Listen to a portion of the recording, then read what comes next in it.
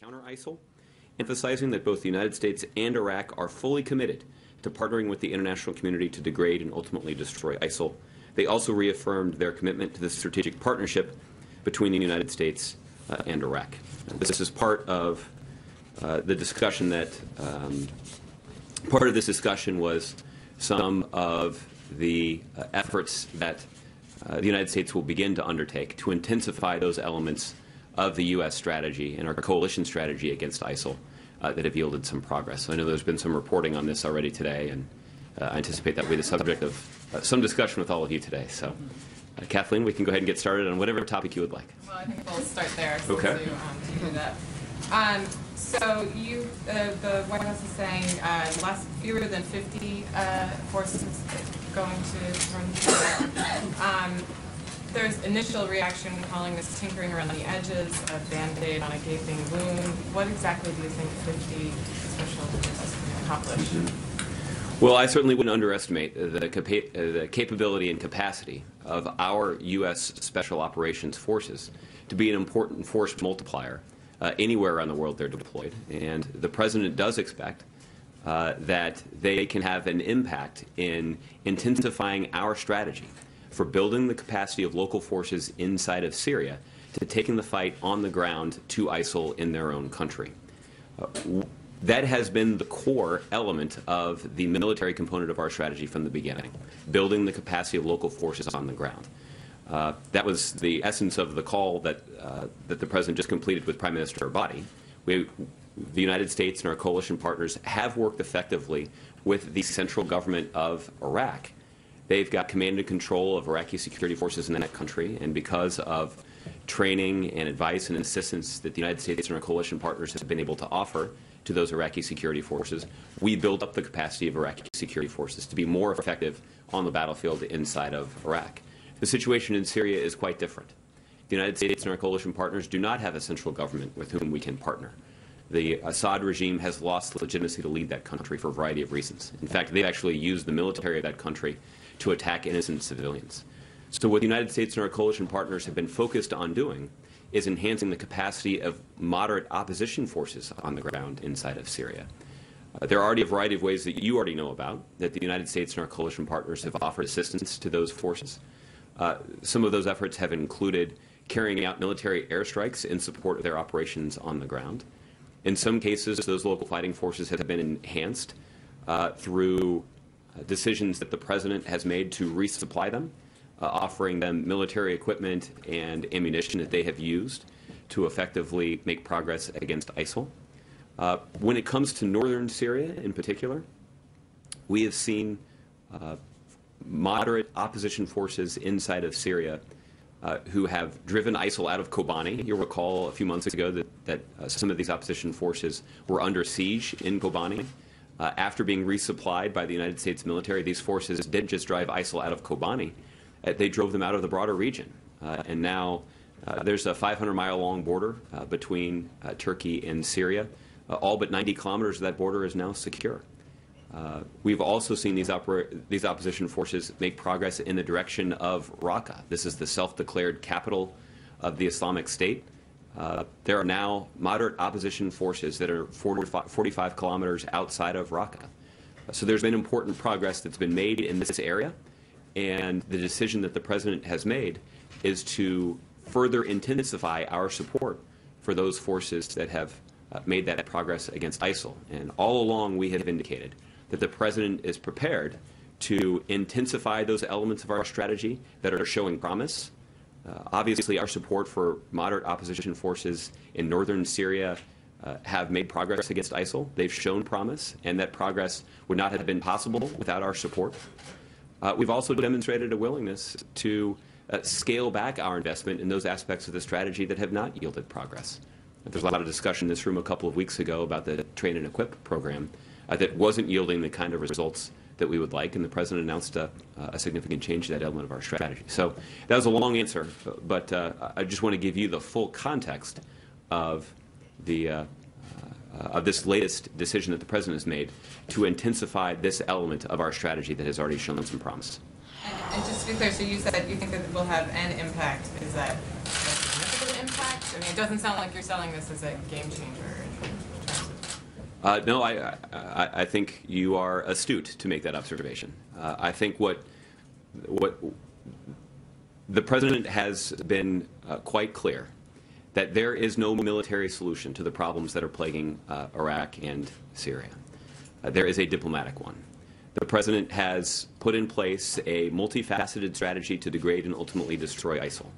And this military component of that strategy is an important part of the president's top priority, which is the safety and security of the American public.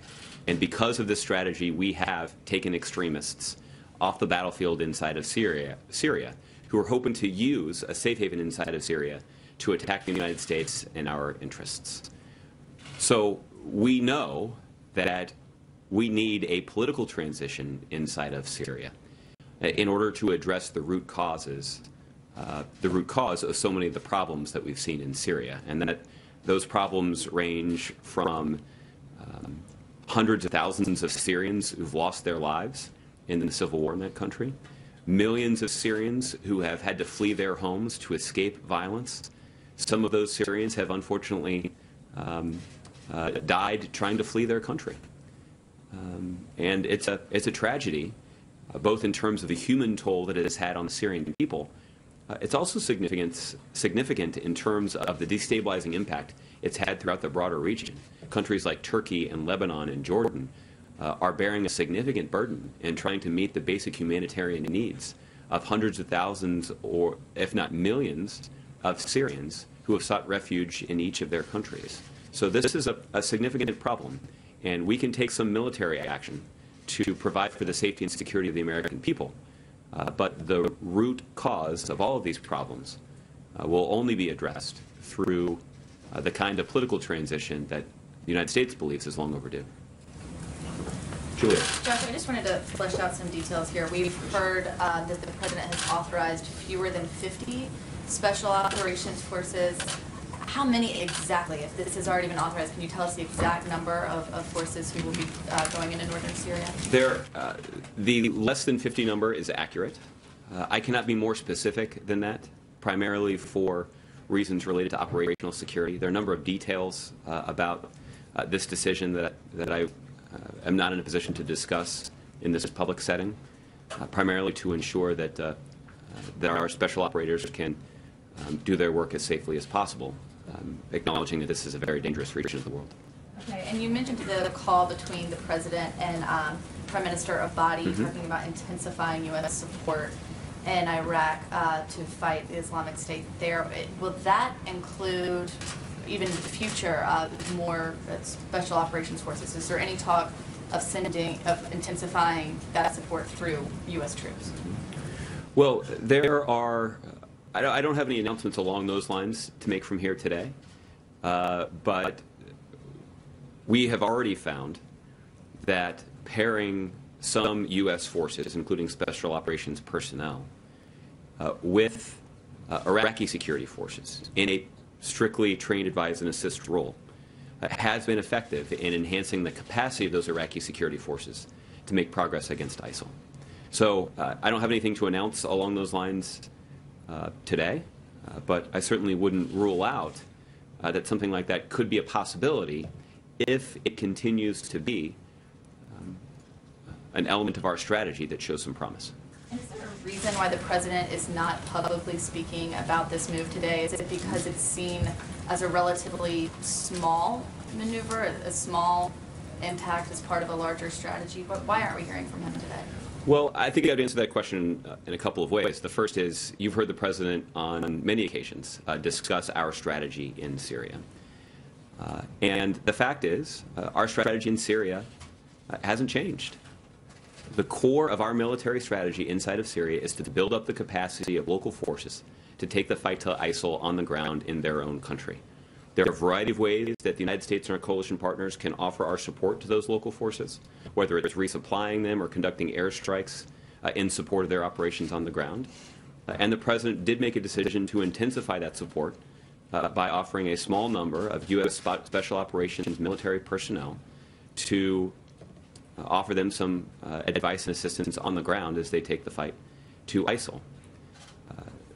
So this is an intensification of a strategy that the President announced more than a year ago, and he's discussed it with all of you on many occasions, and I suspect he'll discuss it with all of you again in the future.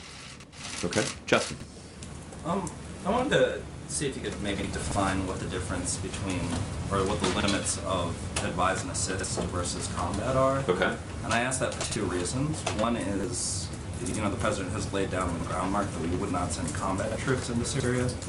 So I'm wondering why this doesn't qualify under that definition. And I'm also wondering if you could flesh out what exactly that they're doing so that we kind of have a marker to judge the President's words. Mm-hmm. On the last question, it's going to be hard for me to offer you many specifics about what precisely they're going to be doing, primarily because there's some operational security that needs to be protected. And there may be more details that the Department of Defense could offer you, but from here, I can't be more specific than to say that those Special Operation Forces will be in Syria, and they will be offering some training, some advice, and some assistance to moderate opposition forces that are fighting ISIL in northern Syria right now. As it relates to their mission, this is an important thing for the American people to understand. These forces do not have a combat mission. In 2003, President Bush ordered a large-scale, long-term combat operation in Iraq. That's something that Barack Obama, then a state senator from Illinois, spoke out against. He disagreed with that decision. And he didn't, at that point, believe that it would serve the interests of the country to try to impose a military solution on the problems inside of Iraq. And President Barack Obama has that same view. He does not believe that that military operation was in our best interests, and he does not believe that that's something that we should do again. So that is why our special operations personnel inside of Syria have a very different mission. It is not, that mission is to build the capacity of local forces so that they can be even more effective than they've already been in taking the fight to ISIL on the ground inside of Syria. I guess I just want to look back on the question one more time, because the President didn't say there wouldn't be a large-scale, long-term ground mission. He said that there would not be a ground operation in Syria. And so a ground combat operation in Syria. And so I'm trying to figure out how can we measure that point. What are soldiers in combat doing that these trained, advise, and assist soldiers aren't doing? Because it looks and smells and sounds like a combat mission, and soldiers are dying. The Pentagon has described some of these as combat. Well, let me say that what I'm trying to do is to be as specific as possible with you about the specific responsibilities that these special operations personnel have. This is not in any way an attempt to diminish the risk that they will face or the bravery that they will need to summon to carry out these operations. This is a dangerous place on the globe, and they are at risk, and there's no denying that. And that is, once again, a reason for us to remember the significant sacrifices that our men and women in the military make for our safety and security. And nobody is more keenly aware of that than the Commander-in-Chief. At the same time, the responsibilities that they have there are different. First of all, I think if we were envisioning a combat operation, we probably would be contemplating more than 50 troops on the ground. But because the responsibility that they have is not to lead the charge to take a hill, but rather to offer advice and assistance to those local forces about the best way they can organize their efforts to take the fight to ISIL or to take the hill inside of Syria. That is the role that they will be playing. Again, it still means that they're in a dangerous situation. It still means that they will have all of the equipment that they need to protect themselves if necessary. I'm confident that the Department of Defense has contingency plans in place to try to make it as safe as possible for those forces to operate there. But again, I don't want to diminish the significance of the risk that they are taking in pursuit of this objective that the President's identified. And then last one, and apologies that this isn't on Syria for our network friends, but on the budget, now that we've got a broad budget deal in place, I'm wondering what's going on with the appropriations process that needs to happen by December 11th? Are you guys in negotiations with Congress on that, and how confident are you both that it will get done and that it won't include any of the sort of riders that you guys have? Well, when Congress agreed to pass a continuing resolution back at the end of September, the goal all along had been to try to reach an agreement about these broader caps about a month in advance of the December 11th deadline to give appropriators in Congress enough time to negotiate below those caps. And so that goal has been met. Congress now will have more than a month to put together appropriations bills in advance of the December 11th deadline. So based on the timeline that Congress described that they would need, we've met that deadline, and they should have ample time based on their own descriptions to put together legislation. We are hopeful, though, that progress will not get bogged down through an attempt by members of Congress to add ideological riders that are completely unrelated to these funding bills. And that is something that we've seen Republicans be tempted to do in the past, and we're hopeful that they will not do that in a way that derails what should be a relatively smooth process. Okay? Kristen. Josh, thanks. I want to be very specific about what the President has said in terms of putting boots on the ground in Syria, and he actually didn't even use the term combat. He said on September 10th, 2013, quote, "I will not put American boots on the ground in Syria." So with this announcement today, isn't he effectively breaking that promise to the American people? Kristen, in September of 2013, the President was receiving questions about what the United States was prepared to do, given our insistence that that President Assad had to go, that he'd lost legitimacy to lead. And the President was making the point that he was not prepared to put boots on the ground to take down the Assad regime. Again, that is precisely the mistake that the previous administration made in implementing a regime change policy against Iraq and putting U.S. forces in a large-scale, long-term ground combat operation to try to take down Saddam Hussein. That did not serve the interests of the United States, and in some ways we're still paying the price for that mistake. So what the quote that you pulled there is a very different situation. But he said definitively he was not going to put boots on the ground. We've heard him reiterate that same idea multiple times, that he wouldn't put boots on the ground in Syria. Well, again, you've read one quote from that, to be fair, is out of context. The situation that the President has described is a description of the kind of mission that our men and women in uniform will have in our counter-ISIL campaign. But he's consistently said he's not going to put boots on the ground, Josh. You don't deny that. He's consistently said that. Well, that would not be a part of this strategy. Well, again, Kristen, the only quote that you read to me is a quote from 2013. That was a direct question related to what we were prepared to do to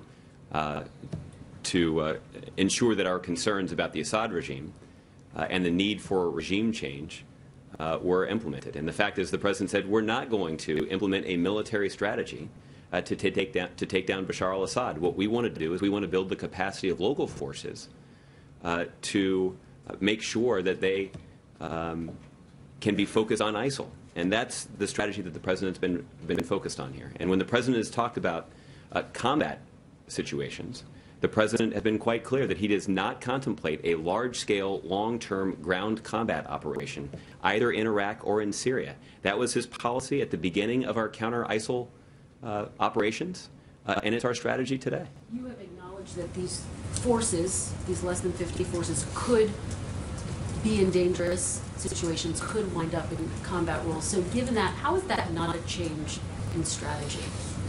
Because our strategy all along has been focused on building the capacity of local forces to fight these fights against ISIL for themselves in their own country.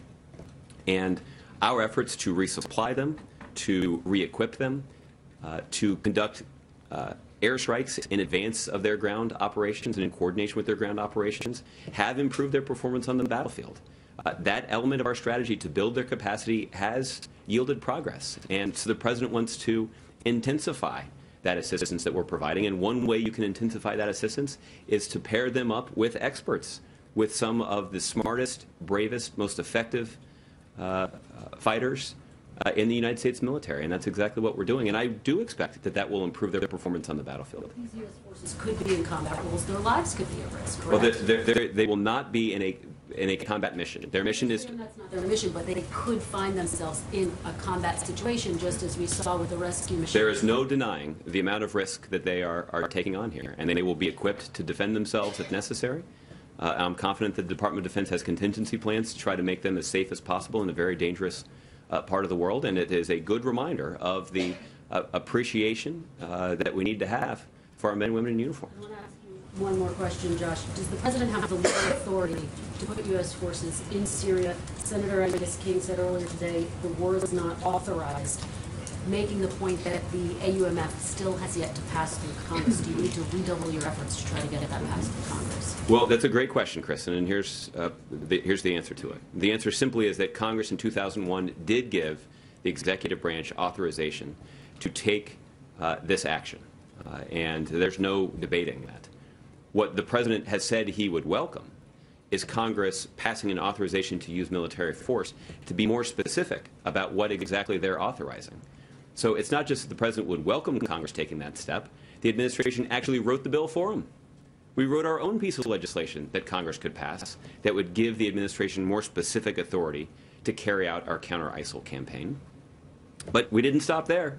The President of the United States sent some of his top foreign policy advisors, national security advisors, to Congress to testify under oath in open hearings to explain to Congress what was included in the legislation and why they should pass it.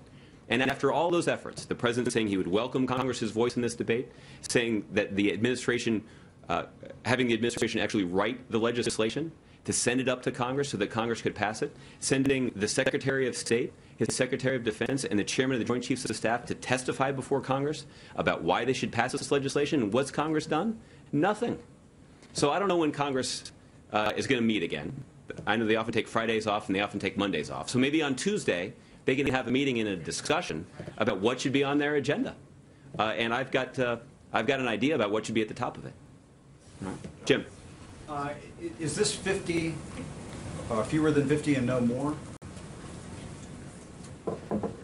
The decision that the President has made to add these special operations forces to build up the capacity of local fighters in Syria will involve fewer than 50 special operations personnel. And that's it. There won't be any other escalations beyond that. Is that what you're saying? Well, what I'm saying is that what the decision that the President has made is to send fewer than 50 special operations forces to Syria to offer some training, advice, and assistance to local forces that are operating on the ground there against ISIL. So it's possible that there could be further deployments? Well, Jim, I don't want to try to predict the future here. I think we've been quite specific about what our strategy is, and we have shown a desire to intensify our efforts behind those elements of our strategy that have shown the most promise. And building the capacity of local forces, particularly in northern Syria, has shown some promise. And this is a further intensification of those efforts. And you said that these special forces could be doing advising, training, assisting. Then to another question, you said, well, I can't get into the specifics for operational security reasons. I can't get into. So which is it? Are they going to be involved in some raids in northern Syria potentially? Well, Jim, the role that they will have is to offer training, to offer advice, and to offer some assistance to local opposition fighters on the ground in Syria who are taking the fight to ISIL in their own country.